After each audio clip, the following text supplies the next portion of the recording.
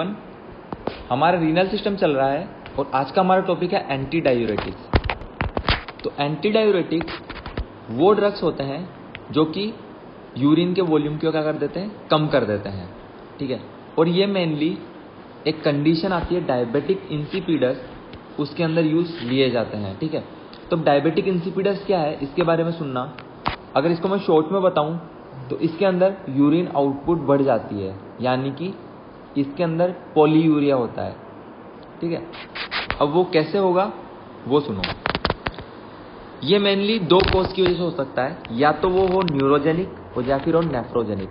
Neurogenic बोलूँ तो इसके अंदर कुछ ना कुछ ऑटोनोमिक एक्टिविटी आ रही होगी नर्वस सिस्टम की, और जो नेफ्रोजेनिक है उसके अंदर रीनल कॉज होगा, ठीक है। तो न्यूरोजेनिक में क्या होता है, जो एडीएच रिलीज है यानी कि एंटी डायूरेटिक हार्मोन जो होता है उसका रिलीज क्या हो जाता है, कम हो जाता है। तो इसकी वजह से एडीएच जो है वो अपना काम अच्छे से नहीं कर पाएगा, ठीक है। अब दूसरा जो था नेफ्रोजेनिक, उसके अंदर क्या होगा, इसके अंदर भी एडीएच जो है वो डिक्रीज हो जाएगा। कहाँ पे डिक्रीज हो जाएगा, कलेक्टिंग डक्ट में। और कलेक्टिंग डक्ट मैंने आपको बताया था नेफ्रॉन के स्ट्रक्चर की जब हमने बात करी थी कि साहब जो साइट 4 होती है वो होती है कौन सी, कलेक्टिंग डक्ट, ठीक है।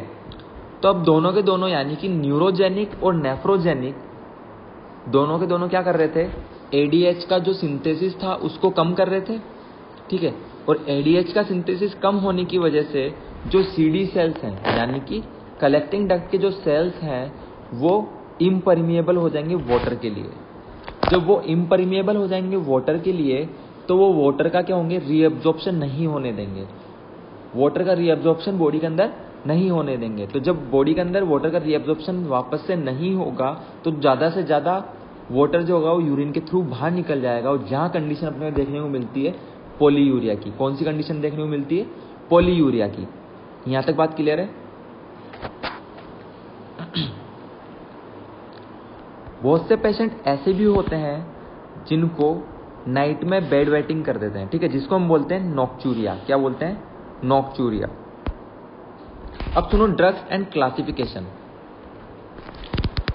फर्स्ट ड्रग आती है एडीएच, जिसके अंदर आता है वैसोप्रेसिन, डेस्मोप्रेसिन, लेइप्रेसिन और टेरलीप्रेसिन, ठीक है। इनके अंदर अगर आप सफिक्स पे ध्यान दोगे तो सबके पीछे क्या लग रहा है, प्रेसिन लग रहा है। और ये कौन सी कैटेगरी वाली ड्रग है, एडीएच हार्मोन वाली ड्रग। दूसरी ड्रग की बात करूं तो है थाइजाइड डायूरेटिक और एमिलोराइड।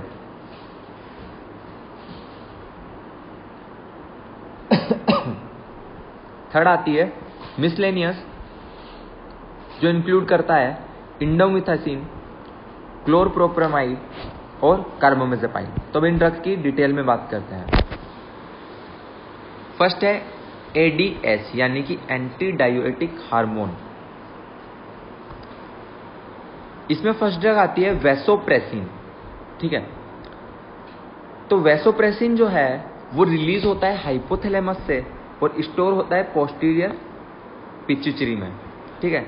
तो अगर कोई पूछे कि वैसोप्रेसिन कहाँ से रिलीज होता है तो बोलना कि साहब ये हाइपोथैलेमस से रिलीज होता है। और कोई पूछे कहाँ पे स्टोर होता है तो वो होता है पोस्टीरियर पिट्यूटरी में। यहाँ तक क्लियर है। अब वैसोप्रेसिन जो है उसके दो रिसेप्टर मेनली होते हैं, एक होता है V1 और एक होता है V2। अब V1 का अलग काम होगा और V2 का अलग काम होगा। तो सुनो V1 के बारे में। V1 जो होगा वो मेनली ब्लड वेसल्स के ऊपर काम करता है और ब्लड वेसल्स का क्या करता है, ये कॉन्स्ट्रिक्शन करता है, जिसको हम बोलते हैं वेसो कॉन्स्ट्रिक्शन। यहाँ तक बात समझ में आई। अगर मैं बात करूँ V2 की तो V2 जो है वो CD सेल्स के ऊपर काम करता है। CD सेल्स यानी कि जो कलेक्टिंग डक्ट होती है उसके सेल्स के ऊपर काम करता है, ठीक है। और उसको क्या करता है, मेनली परमिएबल बना देता है वाटर के लिए, ठीक है। तो जब वो वाटर के लिए परमिएबल हो जाएगी तो वाटर वहाँ से आराम से पास ऑन होके बॉडी के अंदर रीअब्जॉर्ब हो सकता है, ठीक है। और फिर क्या होगा, वाटर का जो एक्सक्रीशन होगा यूरिन के थ्रू वो क्या होगा, कम हो जाएगा। यहाँ तक बात समझ में आई।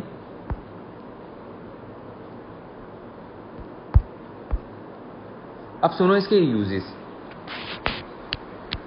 तो साहब कोई भी डायबिटिक इंसिपिडस है जो कि न्यूरोजेनिक कॉज की वजह से हुई है, उसके अंदर आप यूज में ले सकते हैं। नॉक्चूरिया इन एडल्ट्स यानी कि एडल्ट के अंदर नाइट में बेड वेटिंग हो रही है तो उसको हम बोलते हैं nocturia in adult. Bed wetting in childrens के अंदर भी आप यूज में ले सकते हो।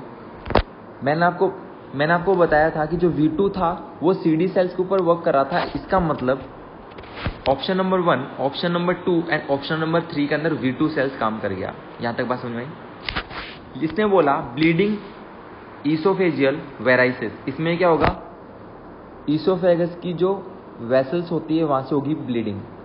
ठीक है, तो जो मैंने आपको रिसेप्टर बताया था V1 वो मेनली काम कर रहा था किसके ऊपर, ब्लड वेसल्स के ऊपर। और ब्लड वेसल्स को क्या कर रहा था, कॉन्स्ट्रिक्ट कर रहा था। यहां तक बात समझ में आई। और जब ब्लड वेसल कॉन्स्ट्रिक्ट हो जाएगी तो ब्लीडिंग कम होने में भी हेल्प करेगा। इसीलिए आप ब्लीडिंग ईसोफेजियल वेराइसिस के अंदर यूज ले सकते हो किसका, वैसोप्रेसिन का। उसमें V1 जो रिसेप्टर था उसका वो यहाँ पे मेनली अपना रोल दिखाएगा और ब्लीडिंग ईसोफेजियल वेराइसिस से की जो कंडीशन थी उसमें रिलीफ दिलाएगा। दूसरी ड्रग आती है डेस्मोप्रेसिन। ठीक है, तो जो मैंने वैसोप्रेसिन जो पिछली ड्रग थी उसके बारे में मैंने आपको बोला था कि V1 और V2 दोनों के ऊपर वर्क करता है, इसलिए इसका वेस्कुलर इफेक्ट भी देखने में मिलता है, यानी कि वैसो कॉन्स्ट्रिक्शन करता है। और इसका CD सेल्स के ऊपर भी इफेक्ट देखने को मिलता है, जिसकी वजह से ये जो यूरिनरी आउटपुट था उसको कम करने का भी काम करता है। यहां तक बात समझ में आई थी। अब आती है desmopressin. Desmopressin selectively only V2 receptor पे ही काम करेगा, यानी कि ये V1 रिसेप्टर पे काम नहीं करेगा। ओनली काम किस पे करेगा, ये V2 रिसेप्टर पे। तो जैसे ही V2 रिसेप्टर पे काम करेगा, अब मैंने आपको V2 रिसेप्टर का काम बताया था कि ये CD सेल्स के ऊपर वर्क करता है और उसको परमिएबल बना देता है वाटर के लिए। तो वाटर का अच्छी खासी मात्रा के अंदर रीएब्जॉर्प्शन बॉडी में हो सकता है। ठीक है, और जैसे ही इसका रीएब्जॉर्प्शन अच्छा खासा होगा तो यूरिन आउटपुट, मतलब कि यूरिन के अंदर जो वाटर ज्यादा निकल रहा था वो क्या होगा, अब रीएब्जॉर्प्शन होने की वजह से यूरिन के अंदर कम निकलेगा। यहां तक बात समझ में आई। जैसा कि मैंने आपको बताया कि ये ओनली V2 रिसेप्टर पे ही वर्क करेगा, ये V1 रिसेप्टर पे वर्क नहीं करेगा। तो इसकी वजह से इसका जो वैस्कुलर इफेक्ट है, यानी कि जो वैसो कॉन्स्ट्रिक्शन वाला इफेक्ट था वो यहाँ पे आपको देखने को नहीं मिलेगा। तो जब भी आपको किसी पेशेंट के अंदर ओनली यूरिन डिसफंक्शन वाली कंडीशन में ही आपको यूज लेना, तो आप यूज लेंगे डेस्मोप्रेसिन। यहां तक बात समझ में आई। अब इसके यूज सुनो। डेस्मोप्रेसिन जो है वो ड्रग ऑफ चॉइस माना जाता है अगर वो न्यूरोजेनिक डायबिटिक इंसिपिडस हो तो। ठीक है, न्यूरोजेनिक डायबिटिक इंसिपिडस के अंदर ये ड्रग ऑफ चॉइस माना जाता है। अगर नॉक्चुरल एन्यूरेसिस है, ठीक है, यानी कि बेड वेटिंग पेशेंट करता है, तो उसके अंदर भी इसको यूज लिया जाता है वैसोप्रेसिन की जगह। क्यों? क्योंकि वैसोप्रेसिन के अंदर V1 रिसेप्टर काम कर रहा था और वो जो अपनी ब्लड वेसल्स वाली जो साइड इफेक्ट्स थे वो भी शो कर रहा था। साइड इफेक्ट नहीं बोलूंगा मैं उनको, वो इफेक्ट ही है, लेकिन यहाँ पे अपने कुछ काम के नहीं, इसलिए मैं उसको साइड इफेक्ट बोल सकता हूँ, क्योंकि यहाँ पे अपन मेनली डील कर रहे हैं डायूरेटिक पर्पस के लिए, है ना। और अगर वो वैसो कॉन्स्ट्रिक्शन वगैरह कुछ भी करता है तो उसके क्या होंगे, कुछ ना कुछ कंडीशन को वो क्या कर सकता है, वर्स कर सकता है।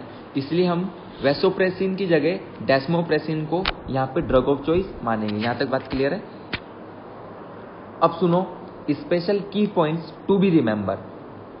ठीक है, स्पेशल नोट सुनो। एक कंडीशन आती है SIADH, जिसको बोलते हैं syndrome of inappropriate diuretic hormone. इसके अंदर क्या होता है, एडवर्स इफेक्ट देखने को मिलता है ADH का। इसके अंदर एडवर्स इफेक्ट देखने को मिलता है ADH का। इस कंडीशन के अंदर क्या होता है कि जो यूरिन वॉल्यूम है वो कम हो जाता है। यूरिन का जो एक्सक्रीशन था, जो यूरिन का वॉल्यूम निकलना था वो कम हो जाता है और बॉडी के अंदर हो जाती है फ्लूइड रिटेंशन। ठीक है, तो अब इसके ट्रीटमेंट के लिए क्या करें। ट्रीटमेंट के अंदर आप ड्रग देंगे डेमेक्लोसाइक्लिन। कौन सी ड्रग देंगे, डेमेक्लोसाइक्लिन देंगे, जो कि एक ट्राइसाइक्लिक एंटी डिप्रेसेंट कैटेगरी की ड्रग है। ठीक है, और ये ड्रग किस में हेल्प करेगी, ये ADH का जो एक्शन था इसके ऊपर, CD सेल्स के ऊपर, उसको कम कर देगी। ADH के एक्शन को CD सेल्स के ऊपर कम कर देगी। उसकी वजह से जो रीएब्जॉर्प्शन ज्यादा हो पा रहा था बॉडी के अंदर वो हो जाएगा कम और यूरिन एक्सक्रीशन अच्छे से हो पाएगा। यहां तक बात समझ में आई। अब सुनो टीसी है, ठीक है। टीसी के पहले ये सुनना, मैंने आपको बार बार बोल रहा था कि साहब इसको आप डायबिटिक इंसिपिडस में भी यूज ले सकते हो, और अगर पेशेंट बेड वेटिंग करता है यानी कि नॉक्चुरल एन्यूरिसिस करता है तो उसके अंदर भी यूज ले सकते हो, ठीक है। तो अपन मेनली क्या मानते हैं कि साहब 5 साल तक का बच्चा है तो चलो ठीक है बेड वेटिंग कर दी, चलो कोई बात नहीं, बच्चा है हो जाता है। लेकिन अगर बच्चा उससे बड़ा हो चुका है उसके बाद भी बेड वेटिंग कर रहा है तो यहाँ पे अब दिक्कत वाली बात है, यहाँ पर अब दिक्कत वाली बात है। तो मेनली क्या होता है कि बच्चा सो गया, ठीक है, अब उसको यूरिनेशन की कंडीशन आई कि साहब उसको टॉयलेट जाना है, लेकिन वो इतनी डीप स्लीप में है कि ब्रेन के पास स्टिमुलेशन नहीं जा पाता कि साहब इसको यूरिन आई है, और वो बेड पे ही यूरिन पास आउट कर देता है, ठीक है। तो ये जो ड्रग है इमिप्रामाइन, ये भी TCA यानी कि ट्राइसाइक्लिक एंटी डिप्रेसेंट कैटेगरी की ड्रग है, जिसको हम 25 mg में देते हैं। ये क्या करती है, जो डीप स्लीप की डेल्टा वेव्स होती है उसको कम कर देती है। तो जैसे ही वो कम होगी तो यूरिनेशन के जो सिग्नल्स जाने चाहिए थे ब्रेन के पास में वो अच्छे से जा पाएंगे, और नॉक्चुरल एन्यूरेसिस जो हो रहा था वो ट्रीट हो जाएगा। यहां तक समझ में आया। अब दूसरी जो ड्रग आती है वो आती है थायजाइड। थायजाइड को आप दोनों कंडीशन के अंदर यूज ले सकते हो, चाहे वो न्यूरोजेनिक हो चाहे वो नेफ्रोजेनिक हो, ठीक है। दोनों कंडीशन के अंदर ये डिक्रीज करता है यूरिन वॉल्यूम को।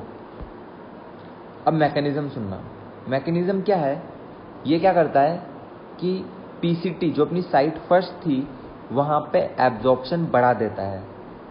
वहां पे एब्जॉर्प्शन जब बढ़ा देगा वाटर का, क्योंकि पीसीटी जो होती है वो वाटर के लिए परमिएबल होती है। जो फर्स्ट वाली साइट थी, साइट 1, वो वाटर के लिए वैसी परमिएबल होती है, ठीक है। तो वहां पे ये क्या करता है, एब्जॉर्प्शन बढ़ा देता है। तो कम से कम वाटर जो है वो साइट 4 पे पहुंचेगा, ठीक है। जब कम से कम साइट 4 के पास पहुंचेगा, और साइट 4 जो थी वो सीडी सेल्स वाली साइट थी, ठीक है, और वहीं पे ही थी डिस्टर्बेंस, इसकी वजह से रीएब्जॉर्प्शन ऑफ वाटर वहां से अच्छी तरह नहीं हो पा रहा था, और ज्यादा से ज्यादा यूरिन में निकल जा रहा था वाटर, ठीक है।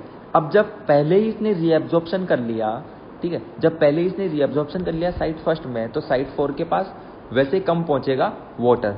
जब वहां पे कम पहुंचेगा तो वो यूरिन के अंदर भी कम निकलेगा। यहां तक बात समझ में आई। ये ओनली उसी कंडीशन में देखने को मिलेगा जब क्या होगा, डायबिटिक इंसिपिडस होगा, ठीक है।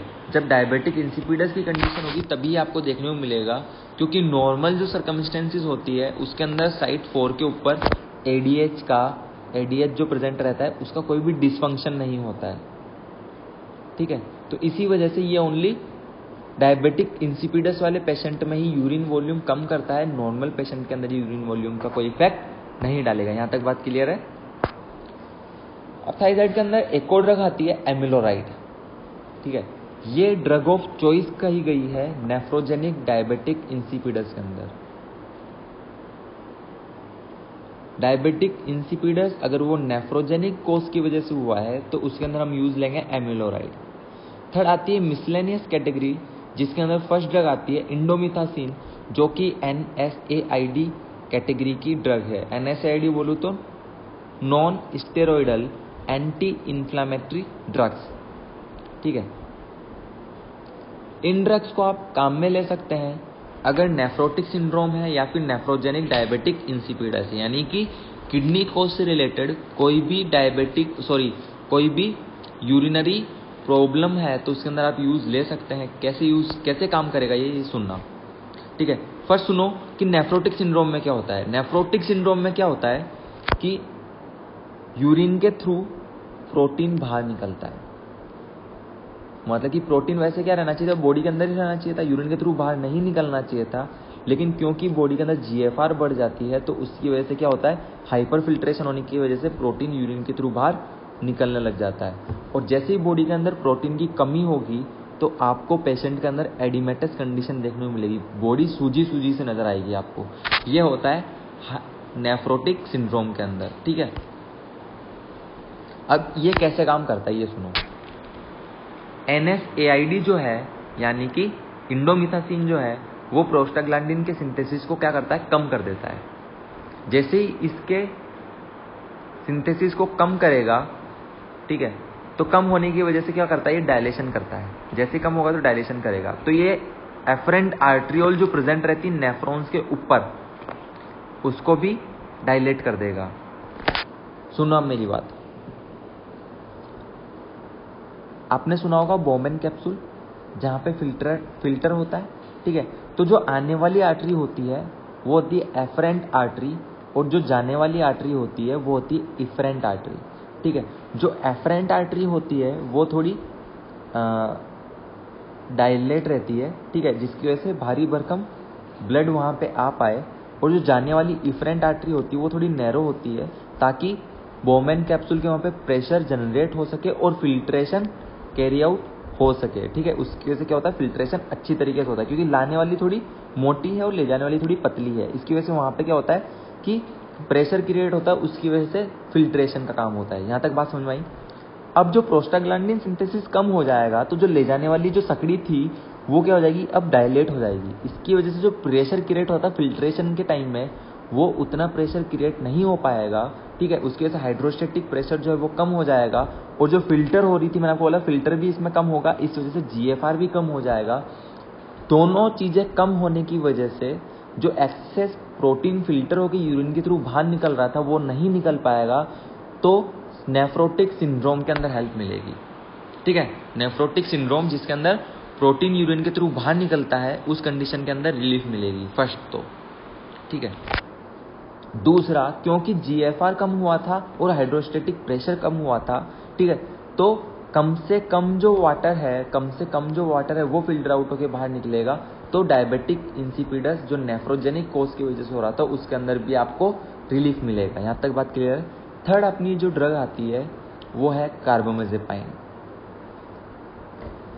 ये आप मेनली यूज लेंगे न्यूरोजेनिक इंसिपिडस के अंदर, न्यूरोजेनिक डायबिटिक इंसिपिडस के अंदर। ये क्या करता है, जो एडीएच रिलीज डायबिटिक इंसिपिडस की वजह से कम हो गया था उसको ये बढ़ा देता है और डिजीज के अंदर हेल्प करता है, डिजीज ट्रीट करने के अंदर हेल्प करता है, ठीक है।